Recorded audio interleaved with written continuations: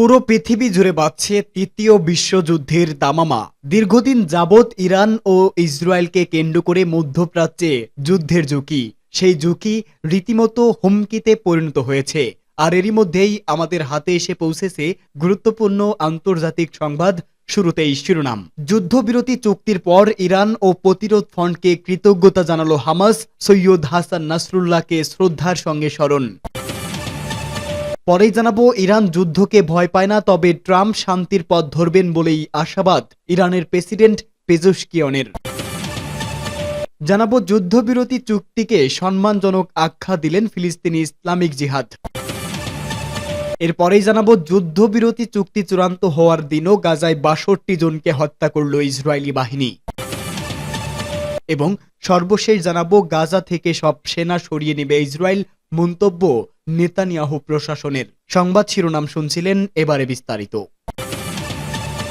যুদ্ধবিরতি চুক্তির পর ইরান ও প্রতিরোধ ফ্রন্টকে কৃতজ্ঞতা জানালো হামাস, সৈয়দ হাসান নাসরুল্লাহকে শ্রদ্ধার সঙ্গে স্মরণ। গাজা উপত্যকায় যুদ্ধবিরতি প্রতিষ্ঠার চুক্তি চূড়ান্ত হওয়ার পর ইসরায়েল বিরোধী যুদ্ধে সমর্থন দেওয়ার জন্য ইরান ও ইরান সমর্থিত প্রতিরোধ ফ্রন্টের প্রতি কৃতজ্ঞতা জানিয়েছে হামাস। এক বক্তব্যে হামাসের ডেপুটি প্রধান খলিল আল হাইয়া এই কৃতজ্ঞতা জানান।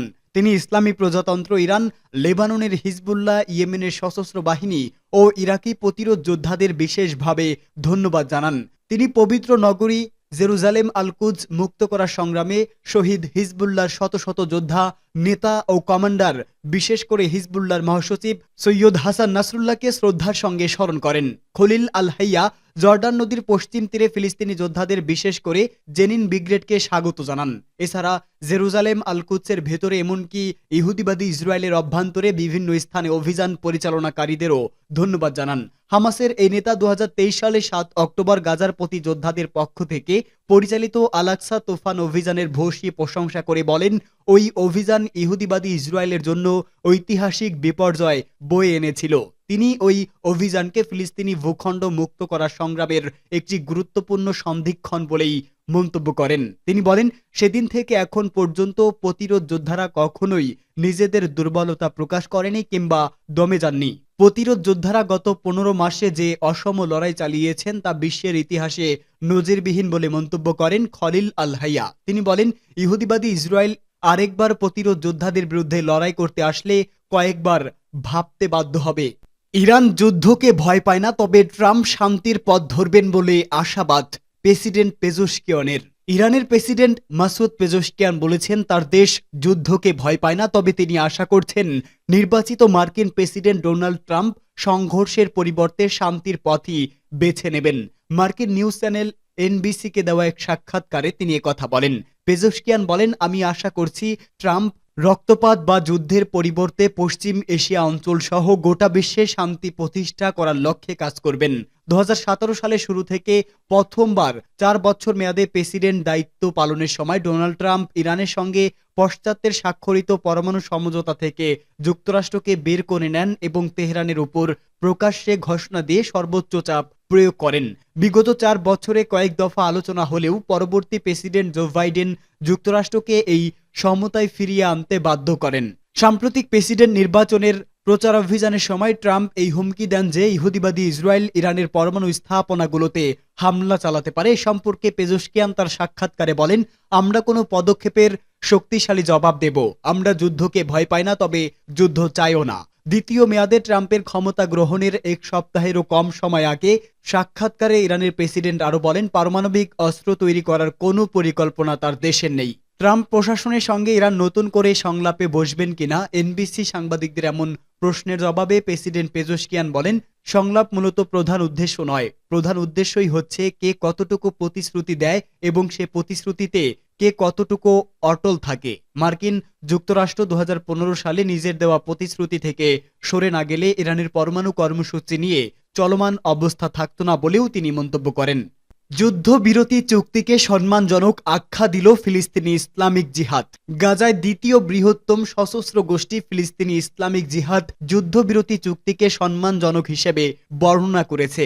হামাস এই চুক্তি কার্যকর করতে ইসলামিক জিহাদের সমর্থন প্রয়োজন ছিল, যাতে প্রতিক্রিয়াটি বিঘ্নিত না হয়। এক প্রতিবেদনে এই খবর দিয়েছে টাইমস অফ ইসরায়েল। ইসলামিক জিহাদ এক বিবৃতিতে বলেছে, আজ আমাদের জনগণ এবং তাদের প্রতিরোধ একটি সম্মানজনক চুক্তি ছাপিয়ে দিয়েছে যাতে আগ্রাসন বন্ধ হয়। ইরান সমর্থিত এই সশস্ত্র গোষ্ঠীটি জানিয়েছে, ইসরায়েল এবং হামাসের মধ্যে চুক্তির শর্তের মধ্যে গাজা থেকে ইসরায়েলি বাহিনীর প্রত্যাহার এবং সম্মানজনক বন্দি বিনিময় অন্তর্ভুক্ত রয়েছে। তারা আরও বলেছে, গাজার গোষ্ঠীগুলো এই চুক্তির পূর্ণ বাস্তবায়ন নিশ্চিত করতে সতর্ক থাকবে। ইসলামিক জেহাদের যোদ্ধারা হামাসের সঙ্গে যৌথভাবে ৭ অক্টোবর ২০২৩ সালের ইসরায়েলি আক্রমণের সময় বন্দীদের আটক করে এবং তারপর থেকে গাজা ইসরায়েলি বাহিনীর বিরুদ্ধে লড়াই চালিয়ে যাচ্ছে।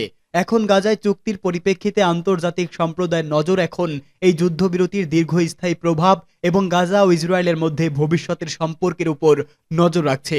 কূটনৈতিক বিশেষজ্ঞরা আশা করছেন, এই চুক্তি উভয় পক্ষের মধ্যে স্থায়ী সমঝোতার দিকে নিয়ে যেতে পারে, যদিও উত্তেজনা এখনও পুরোপুরি কমেনি। এই চুক্তির সফল বাস্তবায়ন হলে এটি গাজা অঞ্চলে একটি শান্তির বার্তা পৌঁছে দিতে পারে, যা দীর্ঘদিন ধরে সংঘাতে বিধ্বস্ত। তবে পরিস্থিতির উন্নতি হবে কিনা তা সময়ই বলে দেবে। আবারও ফিলিস্তিনে ইসরায়েলের হামলা, গাজায় ৬২ জনকে হত্যা করল ইসরায়েল। গাজা উপত্যকায় যুদ্ধবিরতি চুক্তি চূড়ান্ত করার দিন বুধবারও এই উপত্যকায় ভয়াবহ গণহত্যা চালিয়েছে মানবতার শত্রু ইহুদিবাদী ইসরায়েল। এই দিন উপত্যকার বিভিন্ন স্থানে চালানো বিমান হামলায় অন্তত ৬২ ফিলিস্তিনি শহীদ হয়েছেন। নিহতদের মধ্যে ২ জন সাংবাদিক রয়েছে বলেও গাজা থেকে পাওয়া খবরে জানা গেছে। গাজার সিভিল ডিফেন্স এজেন্সি এক বিবৃতিতে জানায়, গাজার মধ্যাঞ্চলীয় দেইর আল বালা এলাকার একটি বাড়িতে ইসরায়েলি বিমান হামলায় ১১ ফিলিস্তিনি নিহত হয়েছেন। নিহতদের মধ্যে ৭ বছরের একটি শিশু ও ৩ কিশোর রয়েছে। ওই এজেন্সি জানিয়েছে, গাজার একটি স্কুলে আশ্রয় গ্রহণকারী ফিলিস্তিনিদের উপর ইহুদিবাদী বাহিনীর বিমান হামলায় আরও ৭ জন নিহত হন। নুসেইরাত শরণার্থী শিবিরে ৩য় বিমান হামলা চালায় দখলদার সেনারা। সেই হামলায় অন্তত ৬ গাজাবাসী শহীদ হন। বুধবারের ৪র্থ হামলা চালানো হয় গাজা সিটির সতী শরণার্থী শিবিরে। ওই হামলায় অন্তত ৩ ফিলিস্তিনি নিহত হন। ইসরায়েল বিগত ২৪ ঘন্টায় গাজা উপত্যকা জুড়ে অন্তত ৫০টি লক্ষ্যবস্তুতে বিমান হামলা চালানোর বিষয়টি নিশ্চিত করেছে। একই সঙ্গে তারা গাজা সিটির নিকটবর্তী জাবালিয়া শরণার্থী শিবিরে অধিবাসীদের ওই শিবির খালি করে দেওয়ার নির্দেশ দিয়েছে। ওই নির্দেশ থেকে বোঝা যায়, যুদ্ধবিরতি চুক্তি কার্যকর হওয়ার আগে গাজা উপত্যকায় আরও গণহত্যা চালাতে চায় তেল আবিব। ২০২৩ সালের অক্টোবর মাস থেকে জাবালিয়া ও এর আশেপাশের এলাকায় ভয়াবহ বোমা হামলা চালিয়ে এসেছে দখলদার সেনারা। তারা গত কয়েক মাসে জাবালিয়া এলাকাটি কঠোরভাবে অবরোধ করে রেখেছে। এর ফলে সেখানে আটকে পড়ে ফিলিস্তিনিরা খাদ্য, পানি, চিকিৎসা সামগ্রী ও আশ্রয়স্থলের ভয়াবহ সংকটে পড়েছেন। গাজা থেকে সব সেনা সরিয়ে নেবে ইসরায়েল। ফিলিস্তিনের অবরুদ্ধ গাজা উপত্যকা থেকে শীঘ্রই নিজেদের সব সেনা প্রত্যাহার করবে ইসরায়েল। এই সংক্রান্ত একটি পরিকল্পনা অনুমোদন দিয়েছে দেশটির মন্ত্রিসভা। সম্প্রতি গাজার স্বাধীনতাকামী গোষ্ঠী হামাসের সঙ্গে বন্দি বিনিময় আলোচনায় অগ্রগতি হওয়ার পর এই অনুমতি দেয় নেতানিয়াহু প্রশাসন। ইসরায়েলি দৈনিক হারেজ্জো এক প্রতিবেদনে জানিয়েছে, আলোচনায় অগ্রগতির পর সেনাদের দ্রুত প্রত্যাহারের জন্য বেশ কয়েকটি পরিকল্পনা অনুমোদন করেছে ইসরায়েলি সামরিক বাহিনী। খবরে বলা হয়েছে, ইসরায়েলি মন্ত্রিসভায় অনুমোদিত প্রস্তাবগুলোর মধ্যে একটি হলো গাজাকে ঠিক মাঝখান দিয়ে ভাগ করে একটি করিডর তৈরি করা। ওই করিডর ব্যবহার করে গাজা থেকে সেনাদের প্রত্যাহার করা হবে। ইতোমধ্যেই এই ব্যাপারে একটি খসড়া পরিকল্পনাও তৈরি করা হয়েছে। যদিও গাজায় এরই মধ্যে ব্যাপক অবকাঠামো ও অবস্থান গড়ে তুলেছে ইসরায়েলি সেনাবাহিনী, তবুও নিজেদের সেনা সরিয়ে নিতে এবং সরকারের সঙ্গে হামাসের যে কোনো চুক্তি দ্রুত বাস্তবায়ন করবে বলে জানিয়েছে নেতানিয়াহু প্রশাসন।